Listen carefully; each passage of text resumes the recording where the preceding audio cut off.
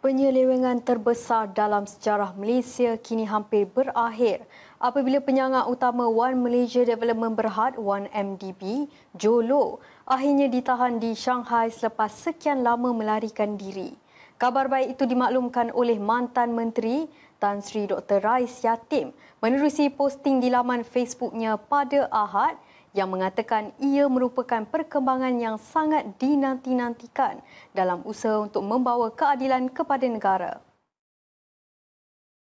Rais menambah penyelewengan 1MDB telah merosakkan imej negara dan tindakan membawa pulang Jolo dan mereka yang bertanggungjawab dalam kes ini adalah keperluan mendesak untuk memulihkan integriti negara. Jelas beliau, tindakan penahanan ini merupakan satu langkah besar pihak berkuasa setelah sekian lama berusaha untuk membawa Jolo ke muka pengadilan. Bagaimanapun setakat ini, tiada maklumat lebih lanjut yang mengesahkan penahanan ini diberikan oleh mana-mana pihak berkuasa. Sejak 2014, ramai yang mendesak agar Ketua Polis Negara dan pihak berkuasa menggunakan segala kuasa yang ada untuk menangkap penyeleweng wang negara ini dan akhirnya usaha ini membuahkan hasil. Jelas Rais lagi, kini langkah seterusnya adalah ekstradisi untuk membawa Jolo pulang ke Malaysia bagi meneruskan tindakan setimpal. Dengan penangkapan ini, katanya, rakyat Malaysia berharap agar pihak Peguam Negara, Polis Diraja Malaysia PDRM dan Suruhanjaya Pencegahan Rasuah Malaysia SPRM bersedia untuk mengambil tindakan susulan yang setimpal. Rais menambah tuntutan untuk keadilan terhadap semua yang terlibat dalam skandal 1MDB tidak boleh ditangguhkan lagi. Untuk makluman, 1MDB ditubuhkan pada 2009 oleh Perdana Menteri ketika itu, Datuk Seri Najib Tun Razak, dengan tujuan untuk memacu pembangunan ekonomi negara. Namun syarikat ini terperangkap dalam skandal besar selepas didakwa menyalahgunakan dana berbilion ringgit untuk tujuan yang tidak sah. Jolo dipercayai memainkan peranan penting dalam mempermudahkan kegiatan penyelewengan dana mengalihkan wang ke akaun peribadi. Skandal ini menarik perhatian pihak berkuasa di pelbagai negara termasuk Amerika Syarikat yang menyiasat penggelapan lebih 4.5